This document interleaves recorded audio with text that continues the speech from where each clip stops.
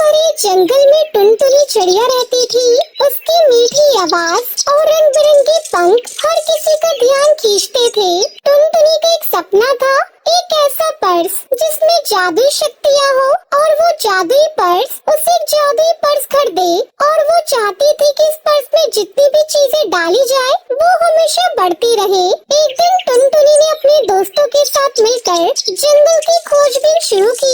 उसने सुना था कि पुरानी जादूगरनी ने जंगल में जादुई पर्स छुपाया था। टुनटुनी ने ठान लिया कि वो उस पर्स को ढूंढेगी। उसके दोस्त पिंकी चिड़िया और ये तोता ने भी इसका साथ देने का वादा किया। जैसे ही टुनटुनी उसके दोस्त पर्स की खोज में निकले, जंगल में कालू कोई ने उनकी बात सुन ली। कालू को वो हमेशा दूसरों की खुशियों को छीनने का प्रयास करता था। उसने सोचा, अगर टुनटुनी को वो जादुई पर्स मिल गया तो वो सबको खुश कर देगी। मुझे इसे रोकना होगा। टुनटुनी उसके दोस्त गहरे जंगल में पहुँचे। वहाँ उन्होंने कई पेड़, झाड़ियाँ, फूल देखे। टुनटुनी ने अपने दोस्तों से कहा, सुनो दोस्तों, हमें हर जगह अच्छे से देखना चाहिए। जादुई पर्स कहीं भी हो सकता है। सभी ने ध्यान से खोजबीन शुरू की। खोज के दौरान उन्हें बूढ़ी जादूगरनी मिली। उसने टुनटुनी से कहा, सुनो चिड़िया, यदि तुम जादुई पर्स पाना चाहती हो तो तुम्हें 3 कठिनाइयों का सामना करना होगा। टुनटुनी ने बिना किसी डर के कहा, मैं तैयार हूँ। मैं अपने दोस्तों के साथ मिलकर ये कठिनाइयाँ पार करूँगी। आप मुझे बताइए वो कठिनाइयाँ क्या है?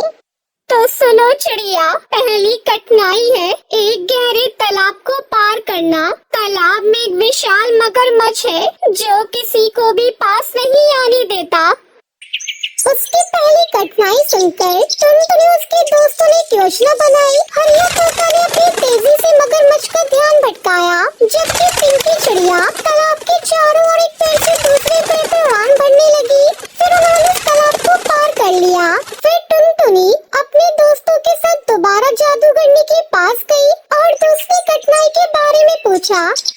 चिड़िया, दूसरी कठिनाई है एक ऊंची पहाड़ी चढ़ना। वहाँ पर तेज हवा चल रही है और चढ़ाई बेहद कठिन है। फिर टुनटुनी ने अपने दोस्तों का हौसला बढ़ाया। सभी ने मिलकर दूसरे का सहारा लिया और आखिरकार वो पहाड़ी पर चढ़ गए। टुनटुनी चिड़िया फिर से अपने दोस्तों के साथ तीसरी कठिनाई पूछने के लिए उस बूढ़ी जादूगरनी के पास गई। तीसरी और अंतिम कठिनाई है कालू कौवे का सामना करना। तभी कालू कौवा वहाँ पहले से ही उपस्थित था और उसने टुनटुनी के पर्स को अपने कब्जे में ले लिया था। तुम लोग ये पर्स नहीं ले जा सकते।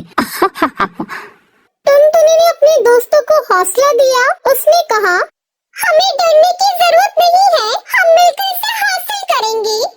सभी ने मिलकर कालू कौवे का सामना किया। हरिया तोता ने अपनी तेजी से कालू कौवे का ध्यान भटकाया, जबकि पिंकी चिड़िया ने पर्स की ओर उड़ान भरी। जैसे ही पिंकी चिड़िया ने पर्स को छुआ, उसमें से चमकदार रोशनी निकली। पर्स ने अपनी जादुई शक्तियों का प्रदर्शन किया। उसने सभी पक्षियों को अपने पास बुला लिया। टुनटुनी ने कहा, हम इस पर्स का उपयोग जंगल में सबको खुश रखने के लिए करेंगे। कालू कौवे ने देखा कि उसकी चालें विफल हो गई है। उसने समझ लिया कि टुनटुनी उसके दोस्तों की एकता में बहुत शक्ति है। उसने अपनी हार मान ली और जंगल छोड़ने का निर्णय लिया। मैं अब तुम्हें परेशान नहीं करूँगा। ये कहकर वो उड़ गया। जादुई पर्स के साथ टुनटुनी उसके दोस्तों ने जंगल में खुशी का माहौल बना दिया। फिर उस जादुई पर्स ने उन्हें जादुई विशाल पर्स का घर दिया, जिसे देखकर टुनटुनी चिड़िया बहुत खुश हुई। टुनटुनी ने अपने दोस्तों को बताया, ये जादुई पर्स का घर सिर्फ जादुई नहीं है, बल्कि हमारी एकता का प्रतीक है। जब हम सब मिलकर काम करते हैं तो हम किसी भी मुश्किल का सामना कर सकते हैं। सभी पक्षियों ने एक दूसरे से वादा किया कि वो हमेशा एकजुट रहेंगे। कुछ समय बाद कालू कौवे ने जंगल की खुशियों को दूर से देखा। उसे महसूस हुआ कि वो अपनी गलती पर पछता रहा है।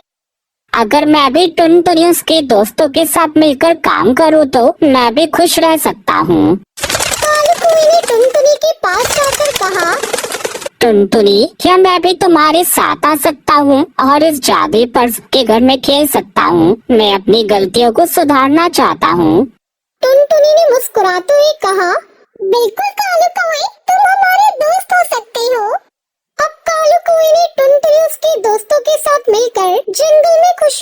माहौल बनाने में मदद की। उसने सीखा कि खुशी बांटने में है, न कि दूसरों की खुशी को छीनने में। इस प्रकार टुनटुनी चिड़िया ने अपने जादुई पर्स के साथ न सिर्फ अपनी इच्छाओं को पूरा किया, बल्कि उसने एकता, दोस्ती का भी संदेश फैलाया। जंगल में हर कोई खुश रहने लगा। ये कहानी हमें सिखाती है कि एकता में शक्ति होती है और सच्चे दोस्त हमेशा दूसरे का साथ देते हैं, चाहे कितनी भी मुश्किलें आए। अगर हम मिलकर काम करें तो हम हर चुनौती का सामना कर सकते हैं।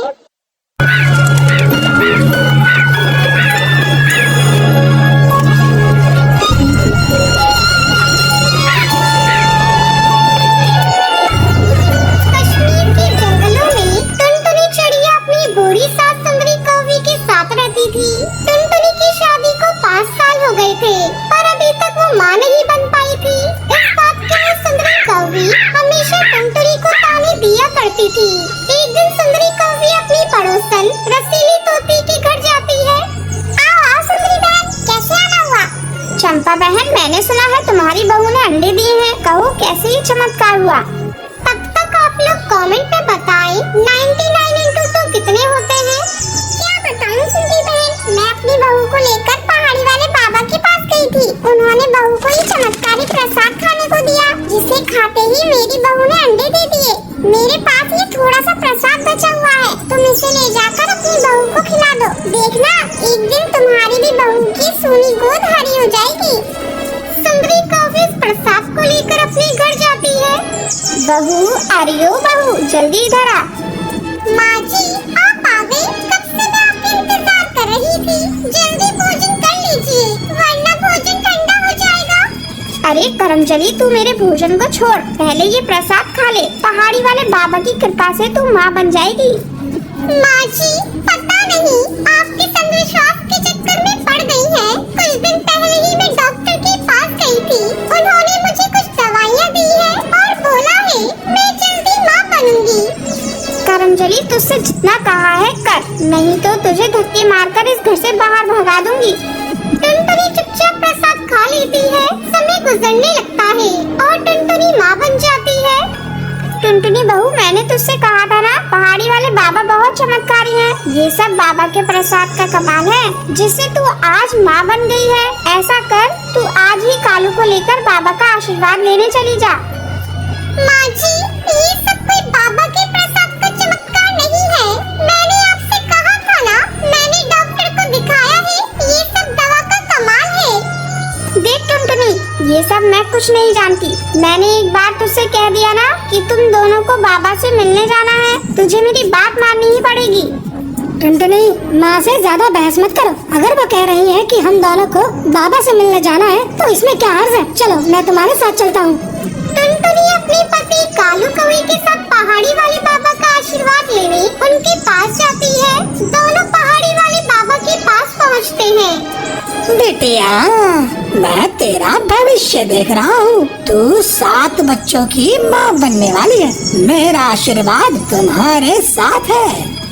बाबा की बातें सुनकर टुनटुनी चिड़िया बहुत खुश होती है और अपने पति के साथ वापस अपने घर लौटती है। रास्ते में एक पेड़ की डाली पर कुछ पक्षियों के बच्चे रोते दिखाई पड़ते हैं।